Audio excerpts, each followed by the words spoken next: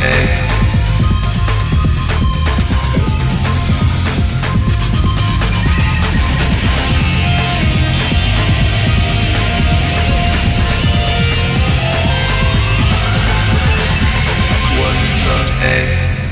everybody, welcome to What the Tech. I'm Andrew Zarin. Of course, I'm joined by my tag team partner. I think it's almost our anniversary, Paul. I think it's going to be 4 years soon, or 3 years, or 2 years. I think it's some number of years. Can somebody find out when the first show? I think we started in 2011. And how it's kind of hard to measure because I did a bunch of guest spots. You did in the beginning. You did do a bunch of guest spots, and then you know what? The only way I can measure is we were doing the show before I moved. Like I redid the studio, and I redid the studio January 2012. So I want to say you came on board in 2011. Yeah, that makes sense. Does that make any sense? I think so. And I've been doing it since 2009. Yeah, my GFQ's 5-year anniversary is coming up in September. We're going to be 5 years. I've been wasting away on the internet, doing nothing. 5 years, I ruined my wife's life. Yeah. I was, for people who don't know, I had just gotten married the year before, and I told my wife, I'm not going to go back to work. I'm going to do something called a podcast for a living. And she thought it would go away in 2 weeks. She was like, he'll do this for like 2 weeks, and then he'll finally find a job. Well, 2 weeks turned into 5 years, and I'm still doing it. I'm staring at the wall all day, talking to myself. It's essentially what I do. How you doing, Paul? I'm okay. I mean, you were stressed last week when we did the show last week. Last week was a tough week, and it's weird. I don't feel like I've caught up. In fact, I know I haven't. I mean, I've got all this stuff left to do. I worked over the weekend. You know, Monday is always awful, and Monday was more awful than usual, and I don't know. It's just busy. Well, last week was a week from hell for me because I was traveling back, and the flight got delayed, and everything. You know, it was just awful. Yeah. So when we did the show on Thursday, I also had to do 3 other shows following this. Right. How did that go? It's brutal. I mean, did it progressively go downhill? Luckily I'm not on the last show. I'm just producing it. But after we did our show, the recorder crashed for This Week in Radio Tech. So the last 13 minutes are missing. The wrestling show I don't remember at all. I mean, I ended the show probably like 20 minutes early because I couldn't even tolerate talking anymore. And I just sat there and I just pressed camera 1, camera 2 for another 45 minutes. I ended that show a little early and I went to bed. I mean, I was totally shot. Yeah. By the way, the first show that Paul Thurrott joined the network, July 26, 2011. I'm going to say 2012, 2011. Wow. Episode 78. That was the first show. So we did 77 episodes of this without me, you bastard. Wow, it's next week. It's next week. Yep. What do you do for 3 years? Well, what's a gift? What's a proper gift for 3 years? I think that's the paper anniversary. That's Paul's way of saying maybe a check. Yeah. Actually, that's not what I was trying to think of something really cheap, actually. That's funny. A check. How about that? Yeah, I want some cash. I want some cash. I've been here for 3 years. That's literally not what I meant. I'm sorry. I'm ruining my credibility on the internet with you. Some guy that looks like a magician that talks to himself. Right. And I have to be credible. I have to talk about credible things like Microsoft and Windows 8. I want to talk about that with you, Paul. You know, all these leaked images are coming out. A lot of them, obviously, we don't know where they're from. They are, in my opinion, these are authentic images. Really? You wouldn't say so. I know for a fact they're not. Oh, you know for a fact that they are not authentic? Yeah, I tossed them by someone from Microsoft. You're kidding me. Yep. And are we talking about the one that everybody's reporting with just... Yeah, that's the start menu. Okay. It's fake. Okay. So I actually saw, I don't remember who this was. It could have been Brad Sams. It was someone like that. Someone credible, I mean, which I thought was a good way to say it, which was, it is not coincidental that the supposed leaks of Windows 9 have only shown off the exact 2 features we already know are happening, right? Yeah. You know, when actual leaks occur, you see these interesting reports. And I will write these, you know, Raphael might write something about this, Mary Jo would certainly, where people say, hey, there's a this is weird thing in this leaked build called whatever it is that no one's ever heard anything about. And maybe the name changes over time. Maybe that feature actually gets removed from Windows. That happens all the time. That's how you know you have a leak. When the leak just shows off the exact same thing we already knew was happening, that's a clue that. But I mean, we have seen this before. We saw a leak, actually leaked image from build that showed the start menu. Well, by the way, so to be clear, the build image was supplied by Microsoft and was a mock-up. It was a mock-up. It wasn't real. It was just a picture. Okay. This is how we anticipate it might look. It wasn't like someone took a picture on their desktop. It was fake. And just to be clear, this is the image that you're talking about, right? This is not a real image. Right. Okay. That's one of them. Yep. This is one of them. Yep. I mean, what's interesting in this image, I don't know why the new set, it has removed all the stuff here in the apps. Sure. I saw it previously with it. Probably because the supplied image from Microsoft was not high resolution enough for them to duplicate it accurately. That's really funny. Yeah, that's really funny. So this is not authentic. There is no build currently. There is no preview build of Windows 9 that's leaked. Okay. It's all fake. You know what? You are the first person to say this. Yeah. There's a reason I haven't written about it. You know what's the really other funny? thing I would say is Paul, the first thing I did when I saw this today when I was doing the notes, I went to your website. And I didn't see it posted on your website. And I know you're really conservative about posting stuff. I don't want to get into the whole, I know. This is fake, because there was a time in the Longhorn time frame when everything had slowed down and there was just so much not happening that I did spend some time debunking stuff back then. I mean, right now I just say, look, I'll write, if it's real, I'll write about it. I mean, I threw it by, like I said, I threw it by someone at Microsoft. Because I saw them too. There's a couple more, and I said, "Okay, seriously." Yeah, there's one at the store. I had a guy download a build for me. That was supposedly the build, fake. It's all fake. Yeah, so it's just fake. Why do that? Why do that? Like, what are they getting out of that? People get a perverse pleasure out of this kind of thing. I mean, why does someone who commits a crime return to the scene of the crime just so they can watch the aftermath? I mean, there's just a kind of an excitement to it, I guess. So this is according to a website named Mice, MYCE, which I don't know much about. And they are the ones claiming that they obtained a leaked version of the build. The build is 9795. Okay. So, it is weird. I mean, it's a weird thing to do. It's a weird thing to do. It is a weird thing to do.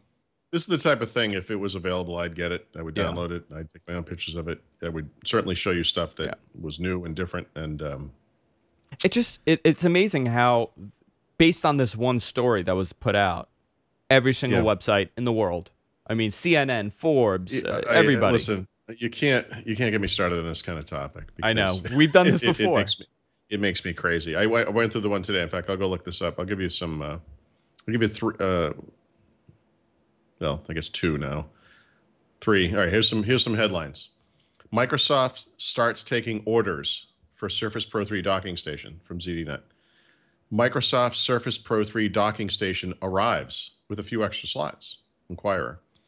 Microsoft starts pre-orders for the Surface Pro 3 docking station. TechCrunch. All right. So what's your takeaway from those headlines? What does it sound like? It has arrived. It's here. It is either arrived or is at least available for pre-order. Yes. Yeah, neither one of those things has happened. Yeah. Surface Pro 3 docking station pre-orders started on June 20th. The actual product arrives in the US and Canada on August 15th.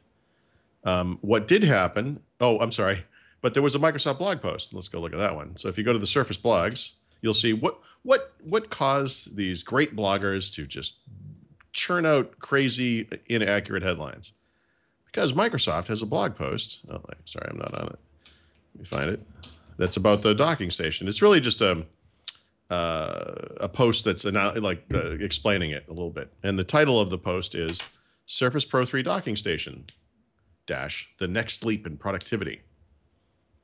Interesting. Yeah. Here's the thing. As it turns out, Microsoft never actually says this, but the Surface Pro 3 docking station is, in fact, now available for pre-order for the first time in the UK only. But nobody's reporting that. Actually, if you read the ZD story, that's what the story says. What it says. if you read the Microsoft blog, you know, it says it actually says the Surface Pro 3 docking station is available today for pre-order from Microsoft. It doesn't say that it's the first day that this is the case. It doesn't note that it has in fact been available for 30 days. The link to the product is to the US version of the product, not the UK version. And nowhere in this post does it ever mention the UK or the fact that the UK product is more expensive, that it won't be shipping until September. That's amazing. But this is an interesting way to see not necessarily how lazy bloggers are, but how much they actually know about the topic that they're writing about. If you wrote a blog post that just parroted this Microsoft thing, what that tells me is you don't know what you're talking about, because this thing has been available for 30 days. But you know what? I don't think it's lazy. I think they're changing. I didn't want to use lazy. It's not lazy. I think it's strategic. They're strategically using certain words and leaving certain things out, so you click on it instantly. As far as Microsoft is concerned, this is easily the third version, the third example in the last 24 hours where Microsoft has made a public pronouncement about something and has described it horribly inaccurately. Yeah. And that drives me insane. And I have a big problem with that. That's one thing. Yes, by the way, it's factually accurate. The Surface Pro 3 docking station is available for pre-order today. It was also available for pre-order last week. It was also available for pre-order 3 weeks ago. It's not incorrect. It's just not the right way to describe it. Yeah. When you're a blogger and you write a story about it, like the ZD guy actually went and checked it out in the UK version of the site, probably because he's from the UK, and happened to find out actually it is available for pre-order for the first time in the UK. The dates are a little different. The price is a little different. That's some useful information. But, you know, a lot of these other guys, like, they just don't know. So they're writing about Microsoft.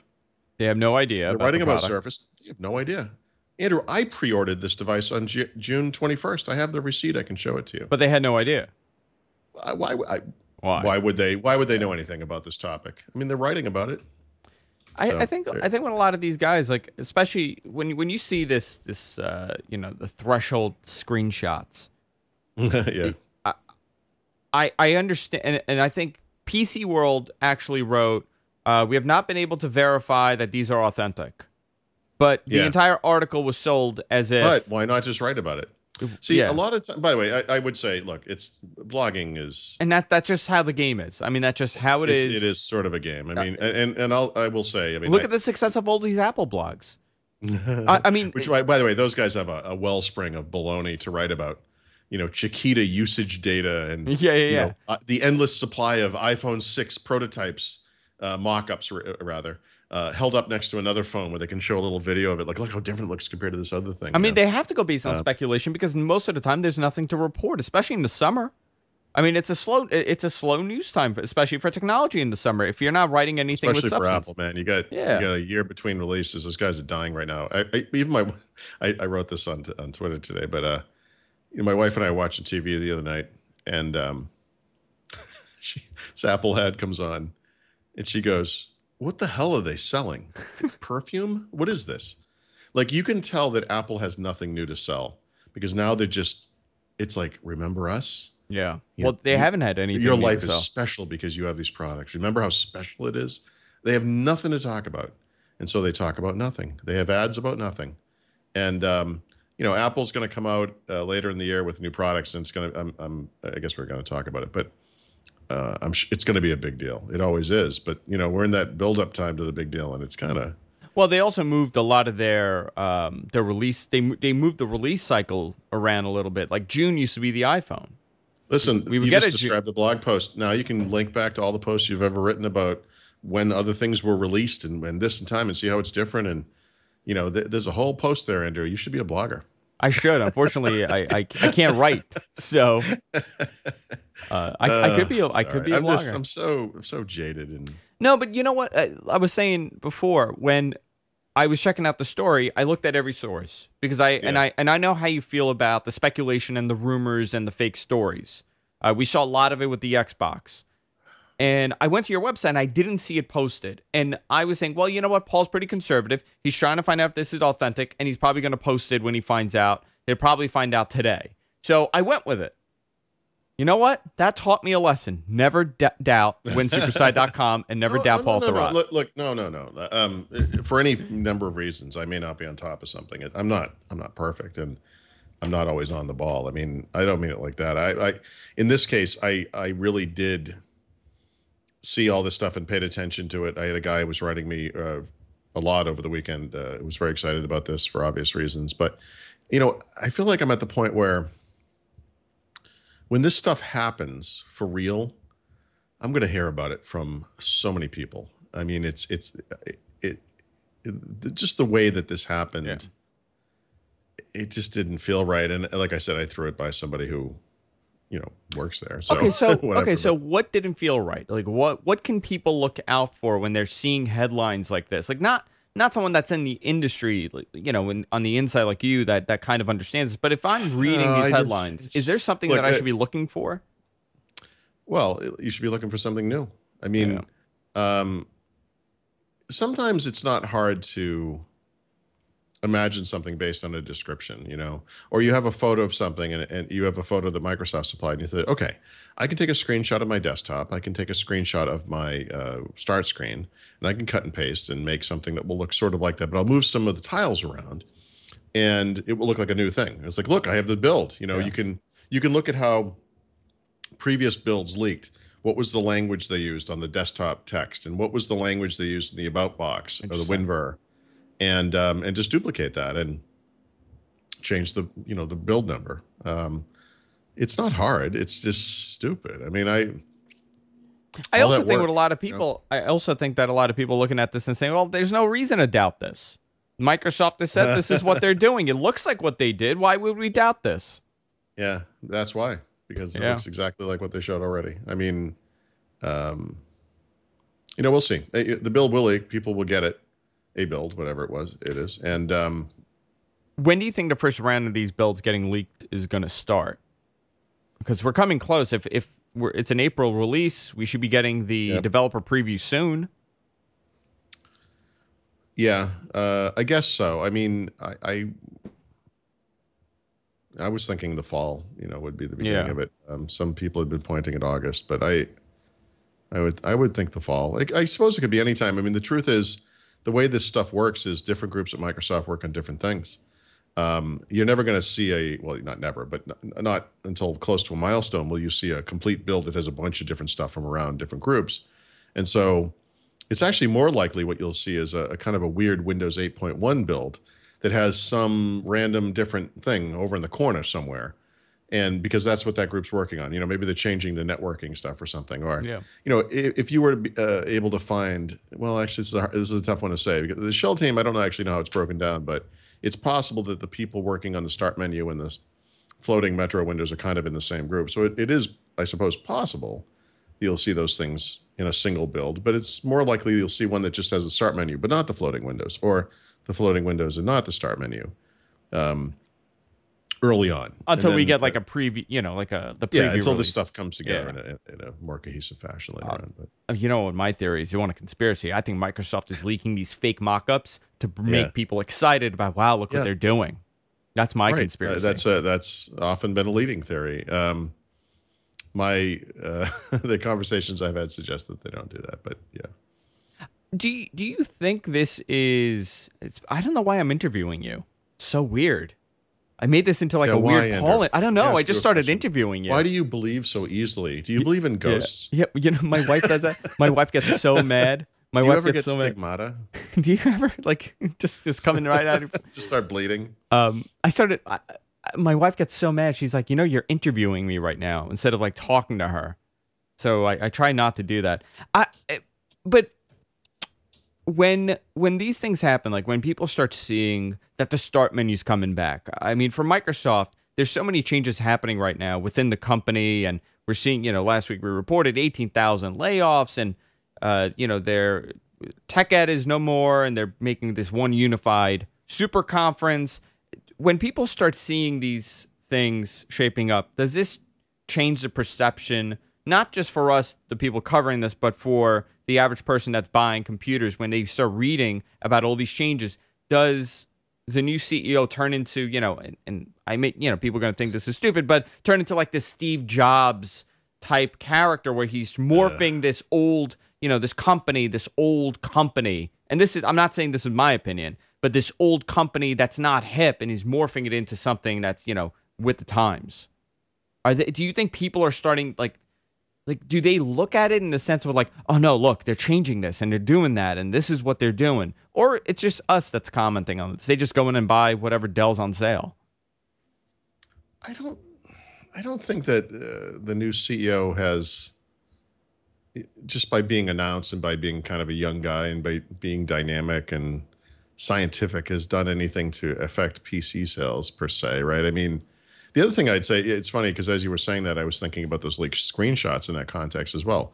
I mean, what if you were somebody who really liked Windows XP or Windows 7, really didn't like the direction that Windows 8 went, and are still convinced that they've completely screwed up Windows and everything's wrong and it's broken? When you look at these leaked screenshots, these fake screenshots, I mean, or a real screenshot of what will probably be called Windows 9, how would that energize you in any way? It just looks like more of the same. I mean, that is not something that would be exciting to those people. So I think that what's going to do it for PC sales is seeing the real thing, and hopefully it makes that difference. And Microsoft taking that extra step or two that they need to take along the direction of Windows being dynamically configured for the type of PC that you have, right? We already have the system now where you install Windows 8 with Update 1, or Windows 8.1 with Update 1. And it configures. And it boots into the desktop, and it kind of looks and works a lot like Windows 7 did. A couple of more steps will kind of put that over the top, but it's still, it's still going to have this Metro stuff in it. It's still going to have those mobile apps. I mean, we're not really backing away from it fully. So if you don't think that everything is okay now, I'm not really sure what the future is going to help with, or what him being CEO is going to help with. I mean, I would also say that, laying off 18,500 people probably did enough to tarnish his initial luster.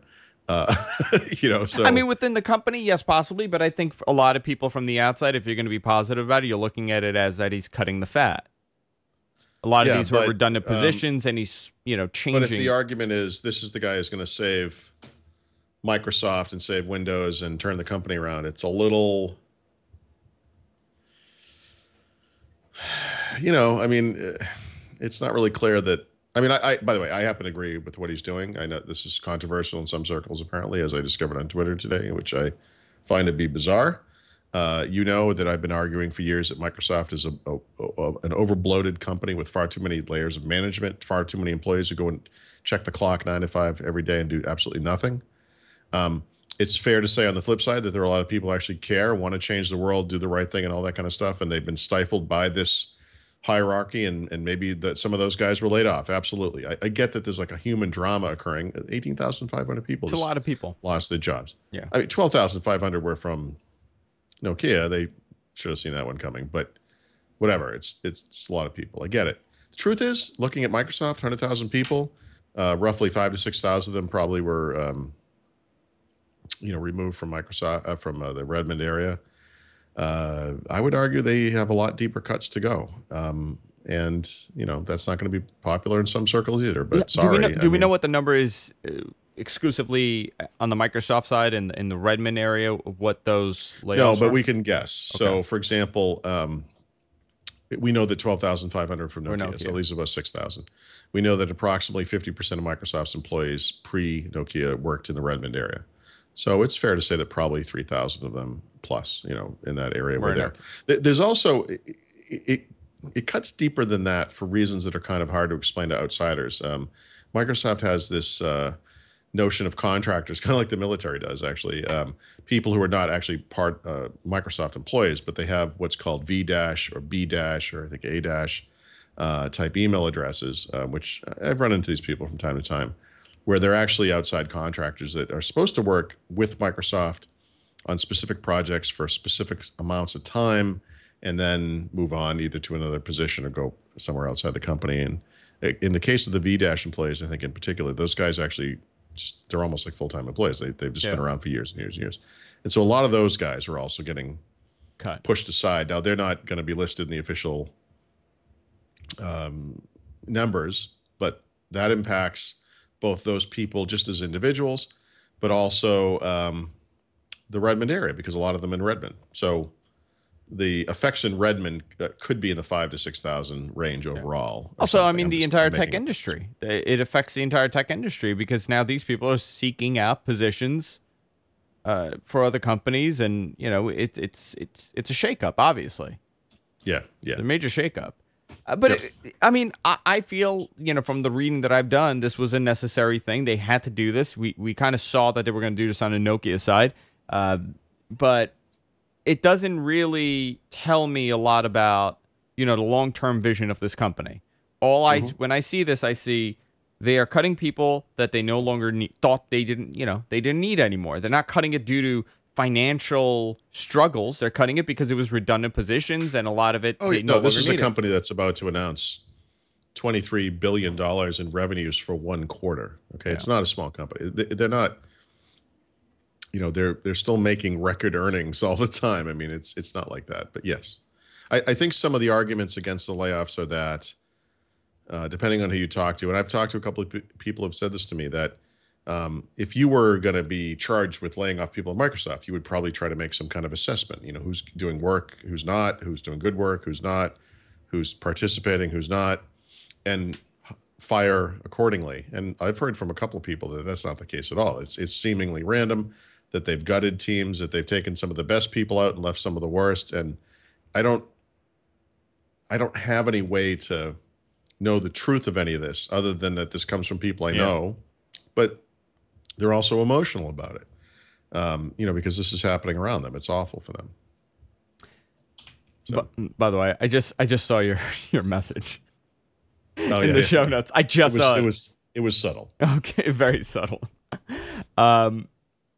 I want to talk about Apple because we touched on this before, and you know, you brought up something interesting that, you know, you look at their ad. What are they selling? They really don't have anything new right now. They don't have any new laptops. They don't have any new tablets or phones. By the way, they could have new laptops and new desktops. It doesn't matter. What people want, they're not doing ads for that. They want new iPhones and new iPads, and they want new something else. Yeah. And they're certainly going to deliver on the iPads and the phones. They'll even have new iPods this year, I would imagine. But you know, the question is like the watch, and whether, and it appears it's a watch, and how interesting is a watch. And I mean, is that going to be? I mean, there were some leaked patents that you know, mock-ups from the patents that they're applying for, and obviously these don't mean anything. Apple has gotten 1 billion patents, and all these companies have these crazy patents for devices that it actually does not resemble the final version at all. But they had a watch where it just snaps on to, you know, the plastic or the whatever is holding it on your hand. It was pretty much like that old iPod Nano. Yep. That's exactly what it looks like. That's exactly what it looks like. It looks like an iPod Nano that docks into your arm, and the sensors. The only thing special is that the sensors are on what's the word I'm looking for? What would that thing be called? A wristband. Is it a band? A band, like the wristband. Like the plastic, the wrist strap. Yeah, the bezels are the wristband. Yeah, the sensors are on that, so you could essentially change. They'll have multiple screen sizes, and you'll be able to snap them in. Yep.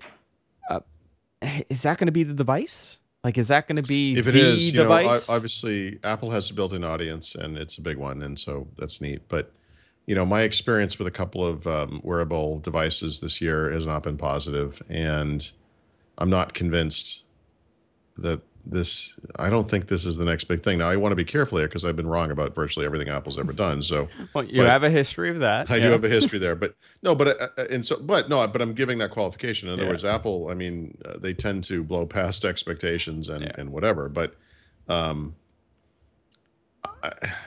the thought of a bunch of zombies walking around talking into their wrists is enough to make me want to, you know, hurl something through a window. So, I don't mean to say I hope this isn't successful. I mean more along the lines of I hope there's more to it than that. You know, that this is just one of some small variety of devices, maybe, and or listen, it's more sophisticated than I think. Or the mock-up, whatever the mock-up that they created. You know, obviously, it's not gonna. It could look beautiful and it could become the device, that people want, but from what you see from that mock-up, essentially it's just an iPod Nano that docks, on a wristband that has sensors on it. Okay, that's Yeah. fine. That's fine. And it probably will look beautiful. It probably will be, the hot item, but is that the next big thing? I don't think so. See, I don't think so.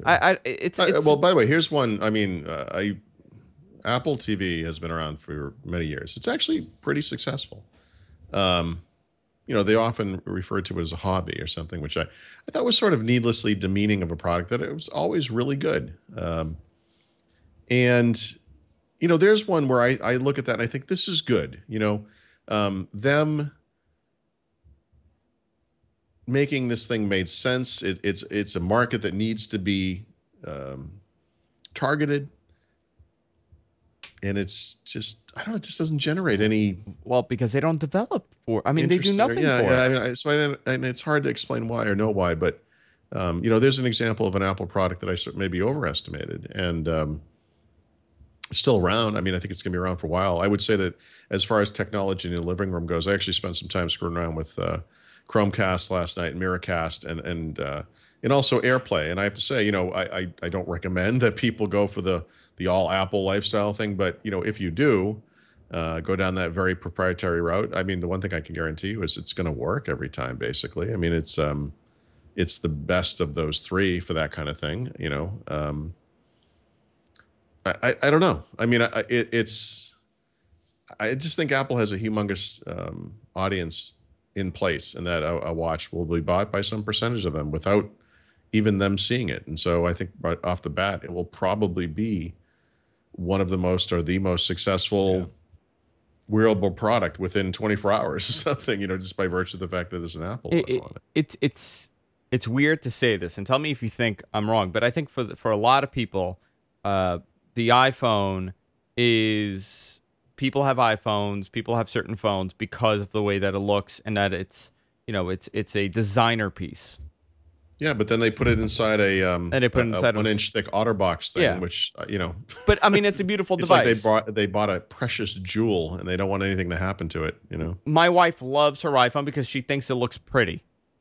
I mean, pretty. It's a pretty looking phone. I don't think my wife is going to want to strap on, this computer on her wrist. I don't think that she's going to want to do that. I mean, when the iPod. Is it the Nano or the Shuffle? The one, I guess the Nano. The Shuffle clipped on to like your collar. But the little screen one is a Nano. The Nano, right? Screen. So I mean, a lot of people made watches out of that. I'm sure that was a heads up to Apple that this was the route to go. But I always thought that was fairly inelegant and big and heavy and not really like an Apple type thing. I always sort of thought that Apple's watch type device, if they were going to do it, would be more of a band, that it would be elegant. That it would perhaps use in other words, not have an LCD display on it. That would be this thing that would light up the room, but rather do something cool with the material where information could be displayed on it. I think it was the HTC One, the new version, had that kind of grid-like cover that light could go through, and it kind of was a neat display. For notifications, something like that, but more sophisticated, probably more high resolution or whatever. Just something unique and different. Apple's all about like aluminum and titanium and these materials, and how they work and make the most sense for whatever environment and whatever function they may have. Something that would curve with your wrist and the display would curve around with it. It wouldn't, like if the Fitbit, which is fairly elegant for this kind of device, has this, I can't really see it, but it's kind of like a big bump. Something that would avoid that kind of is that the Fitbit practical ugliness. Is that the Fitbit that you have on right now? Yeah. Okay, so my idea is exactly like that, where it's this material, it's curved, and it has all the notifications, and it's a companion device rather than being an LCD. It's exactly what you... Not an LCD, because honestly, there's nothing... I tested the Samsung Android Wear watch, the Live Gear or whatever it's called, last week in DC, and it's interesting because a lot of people noticed it. I got random people, including like a security guard at the conference center and some other folks, who actually asked me explicitly, is that the Samsung watch? And yes, it is. But a lot of the reason that people noticed it is because as you swing your wrist up, whether you mean to look at it or not. You know, me just being like half Italian, I kind of talk like this, and my arms move around. So me moving my arms around causes that thing to light up because it's like a little LCD screen. And you notice it. If you're in a room with me, you notice it. If you're in a dark room with me, you'll really notice it. And so as you're talking to someone, you can see that they're like, what is that thing? Because they see, they see it move and things light up. Yeah. And I just don't, that's not elegant. And it just seems like Apple would do something more elegant than that, if that makes sense. And you know what? I'm still certain that they will put out something elegant. I'm still certain that they are going to put out, they're gonna do what Samsung's not doing and Sony's not doing and Motorola's not doing, because I see these smartwatches and there's nothing appealing. And I cover this stuff and I collect this stuff and I'm into it. There's nothing appealing for me. So if it's not appealing to me, how is Joe Schmo that doesn't know anything about this stuff and just has an iPhone because he likes Apple? How is he going to buy this device? He's not. Right. It's going to be a very select few people that are walking around like Dick Tracy talking into their phones and to their hands. I think the market for that is pretty small. But it is small. Again, we have to say relatively small. Apple has an enormous market overall, and so a small portion of Apple users is, tens of millions of people. So, we'll see. I don't want to discount Apple. Have you run into anybody like randomly in the street that has Google Glasses? Yeah, you have. I saw the first person in San Francisco. Okay, so not in real life. Not in real life. Okay, I saw the first person in LA at a restaurant. She was maybe, I want to say 19, 20 years old. She was with her mother. They were in a restaurant. She had this thing on, and all I could think of is, you look so dumb. Take it off. You look like you're a Star Trek extra. Like it's not pretty. This thing is just weird when you see someone with it. I don't know why you would walk around with it. Now, definitely the future of that device in 20, 30 years will probably be some sort of contact lens that you put on. Oh, yeah. That's what it's going to be. But right now, I think that's going to be the device that we look back at and say, wow, look how archaic this thing is compared to what it finally... stupid we look. Compared to what it turned into. Like, it'll turn into something. But even today, without the benefit of living in the future, I think people agree. By and large, that looks dumb. You look like a jerk. Why are you wearing that? It's so gratuitous and pointless and stupid. It really is.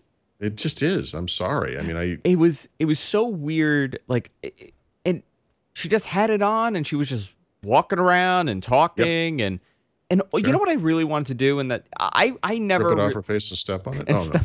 Other than that, a little sorry, bit. No, I didn't mean to put words in. So she was looking around, right? Like, she was just talking and just looking around. And I know that there's a camera on this thing. So I think if people understood that, a lot of people would say, I need you to take that off. Take that off. Like, you can't. It's not okay for you to be in this room with me, potentially filming the whole thing. So all I could think of was, if I took my phone and I just did this. Yep. Every time you said something and I looked at you and I held my camera up like this and I looked at you and I did this, your reaction to me would be, what are you doing? Right. I'm kind of uncomfortable with that. What if I don't want to be rude? Like, I don't, at least with this, I know you're holding it and you're pointing it to me, so I could assume you're recording me. Right. You don't know what they're doing. Right. In other words, what people don't like is the kind of spying privacy aspect of it. Like, what are you doing? Just take it off. Yeah. Listen, 20 minutes, just take it off. I mean, look, I have a Google Watch, right? So you and I are having a conversation over dinner, and I start doing this thing, and I'm looking at my watch, and that I am doing something else. Or if smartphone, people do this all the time. We're talking, blah, blah, blah, and some guy's like looking at his phone. That's rude. But at least they're not paying attention. I mean, we've actually found something ruder than that. This guy's got this thing up on his head. He could be doing anything. You have no idea. He can just pretend he's paying attention now. I just think that it's worse. It's just worse. I normally don't say like something is really stupid, but I really think that thing is stupid. It is stupid. It's not even like it's a dumb device. But I did want to mention this before because I want to talk about Fios. Big news with Verizon for me. I'm very excited. Apple is prepping to start producing the next iPhone, which I want to talk about because the number's gigantic. But before we go on, I want to talk about our Patreon campaign, Paul. We are almost at our goal for the month. I think $500 was our goal. We wanted to hit $500 for the month, and we are almost there. I don't know what we're at right now. Let's see. We are at $461.80. We're looking to be at 500 by the end of the month. You could support us. You could help us out by going to patreon.com/whatthetech. That's patreon.com/whatthetech. We do a bonus show after every What the Tech called What the Talk, where we talk about anything. It could be, I may rant more about this girl having lunch with her mother with the Google Glass on. So that may be a topic today. I haven't decided yet. People seem to be enjoying it too, Paul. I don't know what's going on here. We just talk about nonsense and people like it. We're going to be doing that. We're going to be doing a phone call show. We're going to be doing some bonus shows. And I want to thank everybody that's supporting it. It's patreon.com/whatthetech. You could essentially give anything. Some people give a quarter, some people giving $1, some people giving $5, $10, whatever you want to give, we accept, obviously, and we really appreciate it because it helps us keep the show ad-free. Rather than stopping every 15 minutes to talk about a product or have some sort of ad. We're doing this all for free. We're not putting an ad on there. We're making it an organic conversation, except for this ad. I guess I am taking an ad out right now. But you really you know what? You know what? This ad we need. This is an ad that's important. Go to patreon.com/whatthetech. Also, if you buy anything on Amazon, you could help the GFQ network out. You could use our Amazon affiliate link. You go to gfq.co/Amazon, or if you're watching live on our website, just bookmark the Amazon link. And we got a tiny little credit. We get about 6 or 7% from every sale. But at the end of the month, it really helps us out. We're upgrading the cameras. We're going to be doing some studio changes in January. And we're going to be doing everything on Amazon. So I know a lot of you do it anyway, but thanks a lot. Paul, let's talk about this. Apple is preparing. Yeah. 80 million it's a record 80 million. Yeah, 70 to 80, yeah. 70 to 80 million iPhones. For looking to produce 70, 80 by December 30th. That's a lot. That's a lot of phones.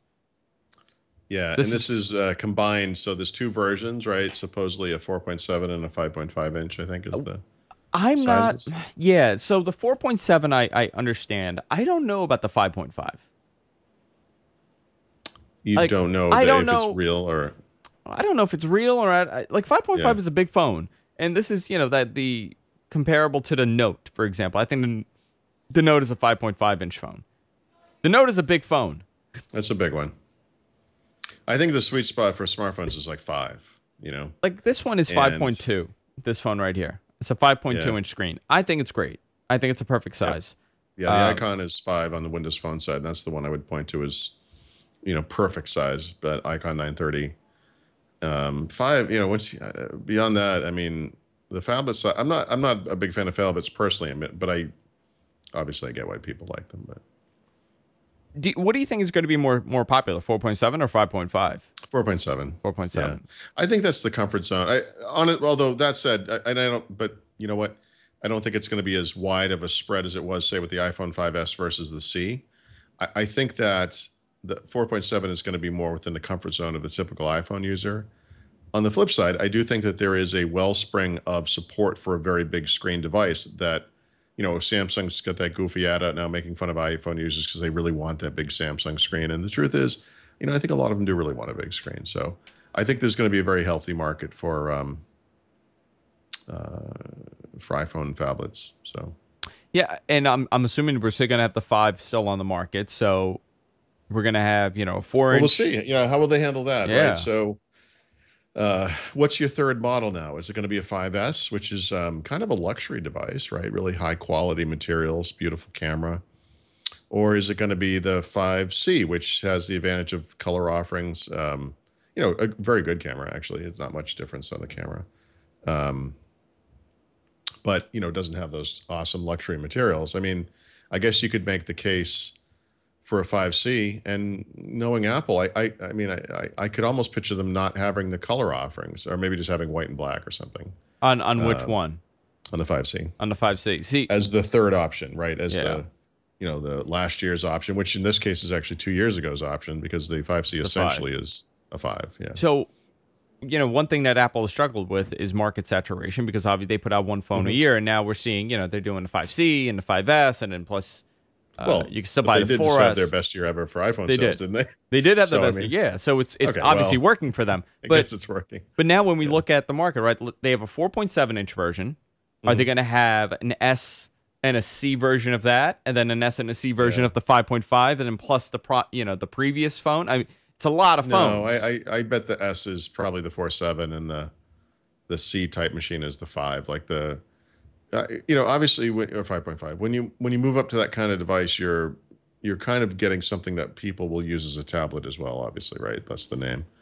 And that device maybe needs to be a little more durable and will be used more in the sense that, obviously people use their iPhones all day long regardless, but you'll use it to do things like watch movies and play games and maybe some of the stuff that you might have done on an iPad mini before. So, and now the mini we'll see. I don't know. The mini is obviously. what? 9 inch? No. How big is the mini?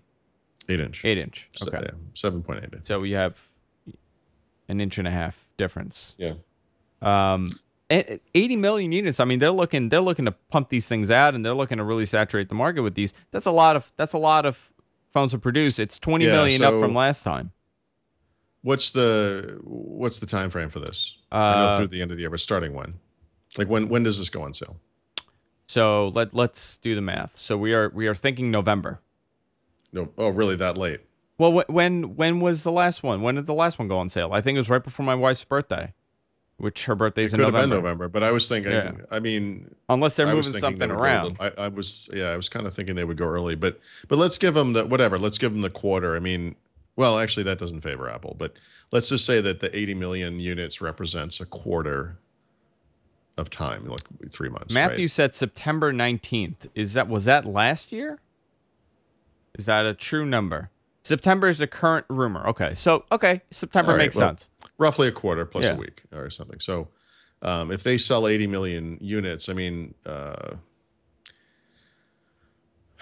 that's less than 30%, but 30% is well above their, an average of smartphone sales, over the course of a billion units in a year, 250 million in a quarter. It's actually going to be higher than 250 million because it's a holiday quarter, but whatever, let's just say 250. I mean, 80 million is 30%, right? Yeah.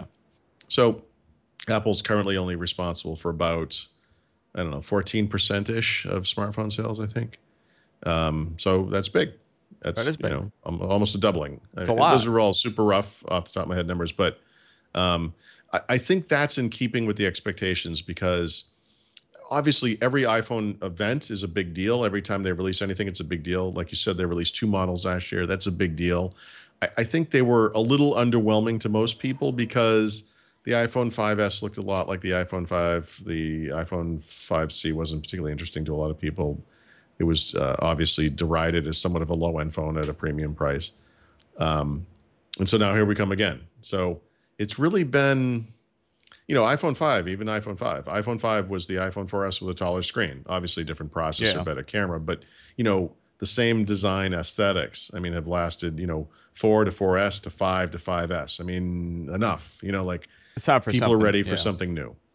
And I think this is going to be humongous. And I actually believe that, and I'll screw this up just by predicting this because I'm always wrong about Apple. Let's hear it, Paul.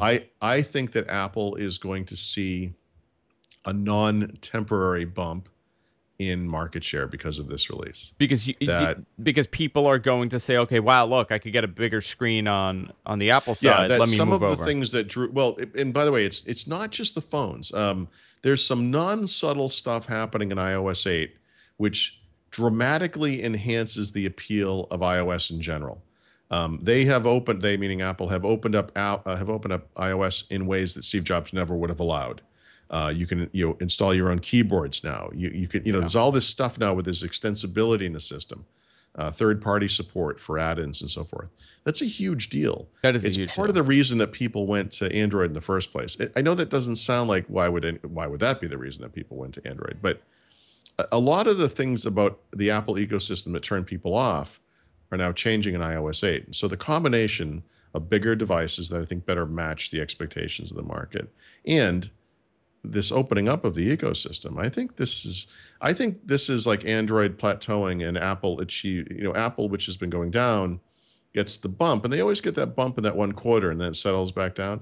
I think they get a bump and they stay up at a little bit of a higher level. I think that this is, I don't want to call it a correction, but not what we've been seeing so far. This is going to change things. Well, I mean, now you have an option. In a semi-permanent way. I mean, I've been using Android for a while, and my reason is because I want to be in every ecosystem. I have an iPad. My wife has an iPhone. I have a Windows phone.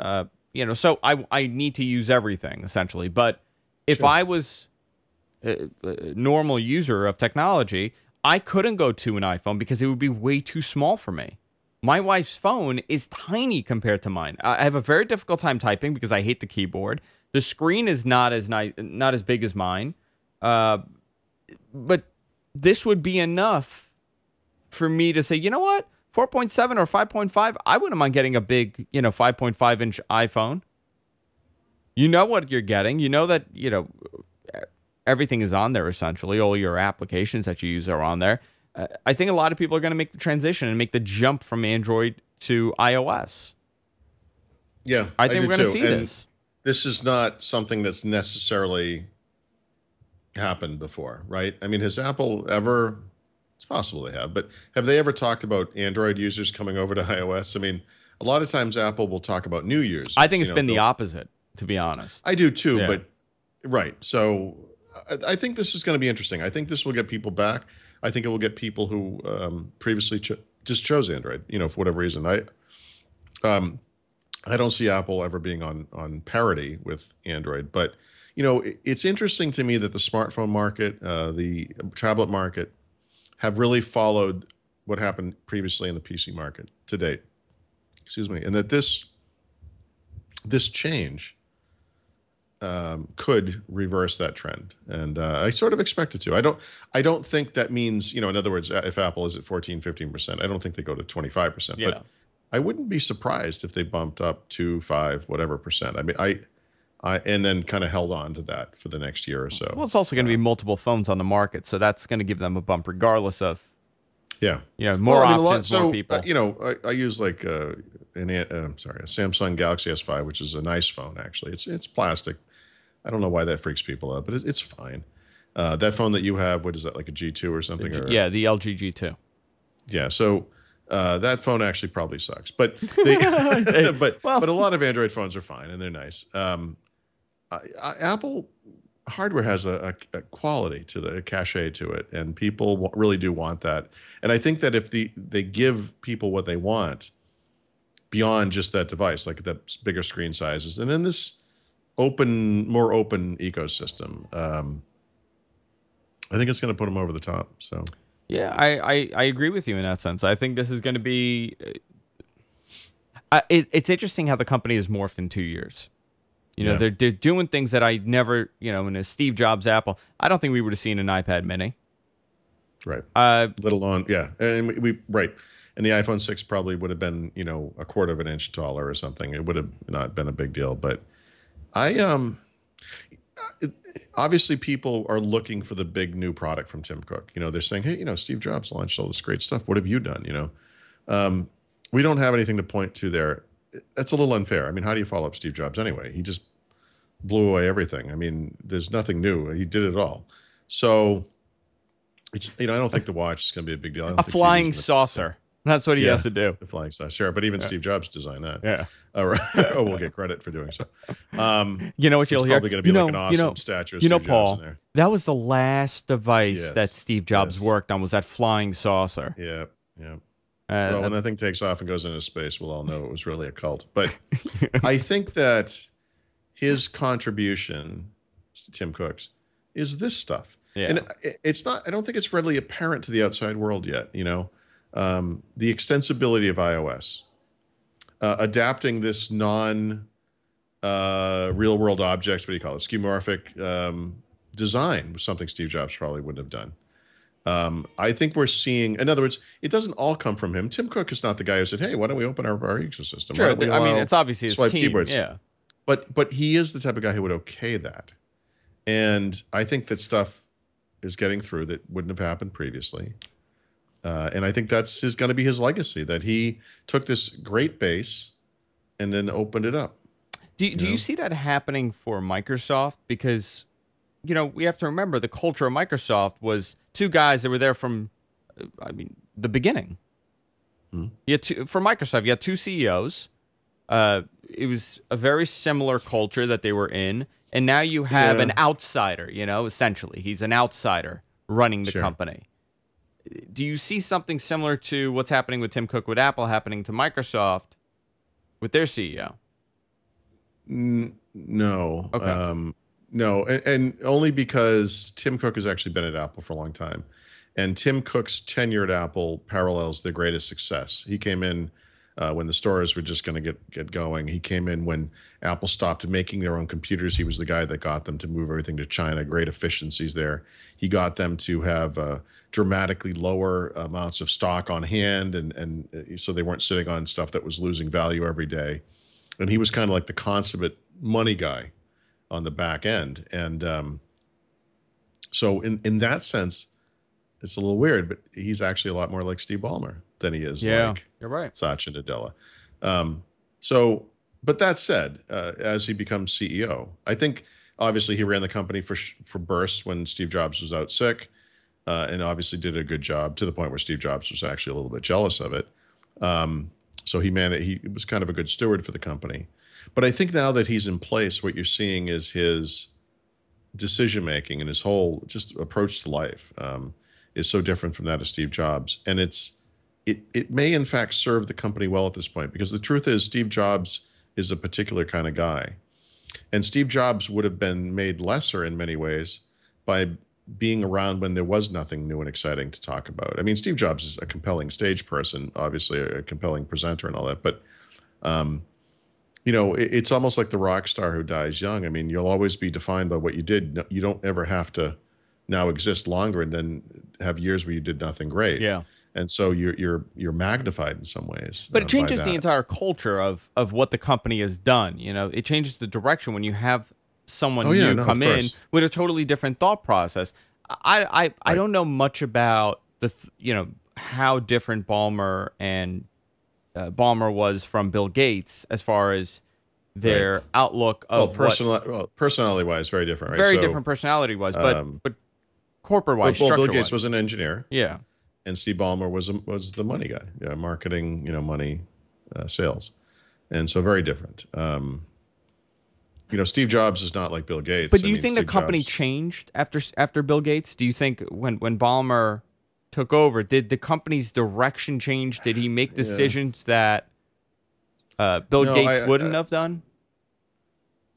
I'm sure that he did. The truth is he didn't make any radical positive changes that Bill Gates wouldn't have done, and that would have ensured kind of an awesome legacy. I mean, he put Microsoft on solid financial footing, that is indisputable, but he also missed some big bets. And that's the problem, because he's not a tech seer, he's not that, visionary guy like Steve Jobs. Bill Gates isn't either, by the way, but Bill Gates, depending on how you want to look at it, maybe left a little too late. The problems that Microsoft had 10 years ago, 15 years ago around antitrust and behavioral issues were all part of his culture. And, he was running the company like it was a little startup, and that was inappropriate. Steve Jobs was doing the same thing, by the way. I mean, so Apple, as it got bigger, and now it's humongous, it's starting to getting into trouble. The book stuff that's happening in the United States around iBooks and the iPad, Steve Jobs, who convinced publishing company by virtue of his big personality, it got them to conspire against Amazon and raise prices for consumers. It's illegal. That was Steve Jobs. Steve Jobs is not a good guy. I mean, he was amazing at what he did, but he wasn't a good person. And if you read his book, you kind of get a good understanding of the level of crazy that he was. Yeah, sure. But genius. I mean, geniuses are often single-minded, and so we have to kind of give them that. But creatively, he wasn't an engineer by any means. No, he wasn't a technical person. He was just but creatively he saw the vision. He had the genius of knowing we can sell this thing. Yeah. Or this thing, not this thing. A lot of people will think that Steve Jobs invented the iMac, or Steve Jobs invented the iPod, or Steve Jobs invented. He didn't invent any of that stuff. He didn't design any of it. But he was smart enough to walk in a room and say, "Holy crap, what's that? We're doing that one. Throw these other ones are crap. And that's throw those away." And a lot of companies are missing that. A lot of CEOs are missing that. Yep. And that's why Apple. He okayed the stuff that worked. That's why we have the iPod and the iPhone. Didn't work, but what didn't work? What did Apple? What under his watch? What did they put out that didn't work? Steve Jobs was always in love with the appliance computing stuff, and like the original Mac was like kind of an appliance computer. Yeah. And so he really wanted to make another classic kind of box Mac, and he made that little cube thing. The cube thing. Yeah. Which suffered from, by the way, interestingly enough, exactly the same problem as the original Macintosh, which was that it was supposed to come in at a certain price range where anyone could afford it, and it ended up being a real luxury item. It just came in way too expensive. And so by the time it came out, it was like this kind of a mid-level computer with a luxury price tag, and so it appealed to a very small number of people that wanted something nice to put on their luxury piano that they could show off to people. But it wasn't. It was never going to be a mainstream computing device. And by the way, let me correct. Curtis is right. When I say that he wasn't a technical guy, I'm not saying like he's like a dopey guy that didn't understand computers. I'm saying that wasn't his strongest.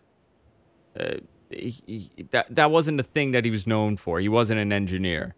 Yeah, what was that? What was the one with the speakers built in? Do you remember that special edition one that they had? Well, that was the 20th anniversary edition. Yeah. So that wasn't Steve Jobs. That was he before. Wasn't even at the company, but I believe that Jonathan Ives had a hand in the design of that. I mean, Mobile Me. Oh, Mobile Me was a great idea, but the first implementation was terrible. Great idea. But in fact, Mobile Me was such a great idea that you and I and everyone else now uses some version of that, thematically on our smartphones every single day. It was basically exchanged for the masses. It was a really good idea. Someone said he was a typical sociopath. Wow, he did not get to questions. We could do questions in the... we could do that. Yeah, we'll do the Q&A. Yeah, we'll do that in the bonus show. Because I can't believe we ran through an hour. Babble. You know what? I do too, and I enjoy listening to you, Paul. I do. I'm so sorry. This is my podcast. I just listen to you. I didn't want to talk about Verizon before I wrap up. You remember, and the reason why I'm bringing it up is 2 years ago when we were doing the show, we brought up that there was a story that Verizon was going symmetrical. 2 years ago, there was a story that Verizon was going to go symmetrical. But remember 2 years ago? You said. And that time, Verizon said that they were going to go symmetrical with all their speeds. Right. And meaning the same speed up and down. Up and down. Symmetrical, 50 by 50, 25 by 50. The thing that really makes sense to do is that. And I can't agree more. They sat on that for a couple years. And out of nowhere, they put out a release on Monday saying, hey, if you guys want the speed boost, sign up. Say it. Just tell us. Sign up for Verizon Rewards. It's a free thing to sign up. Just check in and click that you want to be part of this thing. And you got it. And it took like 3 seconds. I clicked on it and I got 150 by 150. That would make a big... this alone makes me want to go back to Fios now and not wait. Why don't you just get the internet? Yeah, I might just do that. I mean, because I also have a 50 by 50. And they bumped me because I had a 50 by 50. I was grandfathered in on some weird plan that they had a couple years ago. Right. They bumped me to 75 by 75. Wow. Yeah, because on Comcast, I think it's like 50 by 12. Yeah, it's bizarre. Yeah. And it's just so stupid. By the way, the rewards thing is bizarre. It's like a weird thing. Like every time you pay your bill on time, you get 10 reward points. Every time you rent the pay-per-view, you get 200 reward points, and you could use those rewards to buy things, like a Roku. It's weird. It's really... They're also doing it on the cell phone side. Like right now, I checked, I looked in to the rewards. I have like 18,000 reward points, which gets you nothing. You need at least like 1 million to get like a no-name tablet. So... it's weird that they're doing this, and the only reason why they're probably doing this is because of all the bad publicity they've been getting with the Netflix stuff. Because here's a way to tell the consumer, like, look, we're giving you all this speed. It has nothing to do with us. But how would that impact Netflix? I don't think it would. I think it's just. I'm not saying you're wrong. I'm just saying. No. I don't think it is impacting Netflix. I think it's impacting the perception of Verizon to its customer Here base. they are doing something nice. Look, they're so nice. Look at all the speed that they're giving. Because normally when you see, speed boost, like this is a fine company. Why does anyone ever complain about that? Yeah, why does everybody rag on Verizon? Good. They're so. You know what? They've been great by me. But when you look at Comcast, Comcast goes from like 5 megabits to 8 megabits, and you got that speed boost. Or my theory is, here's another conspiracy. I think Google is probably going to expand a little bit more, and they know that where they're expanding, and they know that it's probably going to be in their territory. So this is their way of kind of coming up, because you could get 500 by 500 now with Verizon. Jeez, that's amazing. I mean, that's crazy.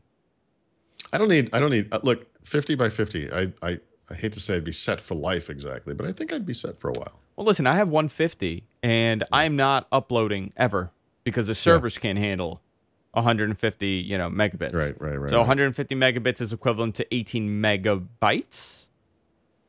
Right? I'm doing weird math. It's about there. So let's say 18 megabytes of data. Right. I don't per second. I don't know any server that's able to do that. Not even Google right now with YouTube. They will not be able to handle 20 or 18. Maybe 10 they could do. I know that they do 8 with us whenever we check it. But that's a lot of speed.